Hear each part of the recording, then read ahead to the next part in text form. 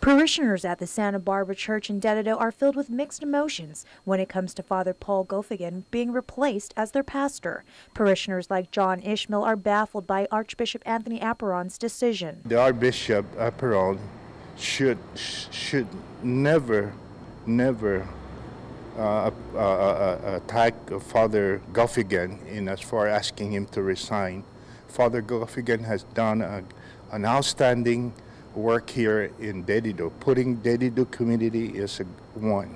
As we reported, the Archbishop terminated Father Gofigan because he did not follow a directive 2 years ago to fire a church employee who was known to have a sex offense on his record. Although Father Gofigan, in a letter to his parishioners, said he did terminate the employee, a press release from the Archdiocese of Agana said the individual still had an active presence at the parish, and as a volunteer who had keys to the facilities and had an active role on church grounds in different ways. The church is located across the street from Santa Barbara Catholic School. Ishmael is hoping the Archbishop will reconsider his decision. He's doing an outstanding work here. What he does, he already complied with the instruction. Having this person volunteer work here, I don't see any wrongdoing in that. Like Ishmael, parishioner Corazon Urbano is also heartbroken over the events that have unfolded. It's very sad for us. I've talked to some parishioners too about it, and they're very sad also knowing that, Father Paul is a good priest here in our parish. And we heard that, had been doing so many good projects here, and we saw it actually. And then all of a sudden he will leave us. That's very, very sad for us. Father Gofigan has been replaced by Father Dan Bien as parochial administrator of Santa Barbara Church. Reporting for Guam's News Network, I'm Jolene Toves. Meanwhile, KUAM spoke with Father Gofigan today, who says he now has a canon lawyer to represent him.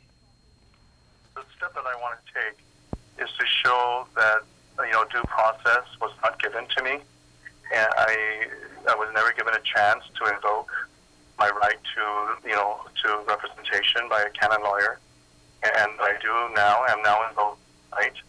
And even when you do give a letter to a pastor to ask him to resign, the pastor should have 15 days to respond.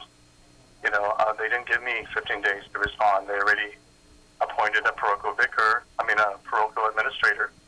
And in reality, my canon law, that position of pastor is really still by me until I have given my letter of resignation. But I have not given my letter of resignation. I have chosen to take the high road and to drag this out, in the tribunal, being represented by a canon lawyer, just to really get the point across that the process and how this was done was. There were a lot of violations according to canon law in the process, and also the fact that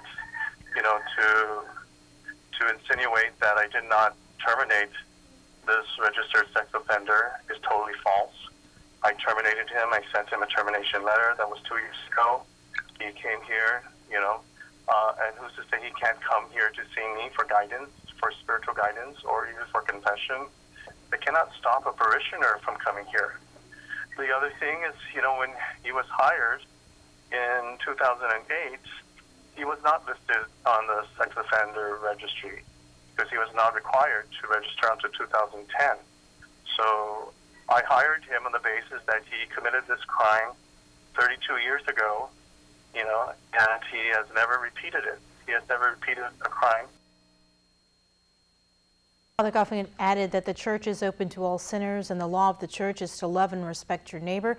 He adds he was not disobedient to the Archbishop and that above everyone he is obedient to Christ first.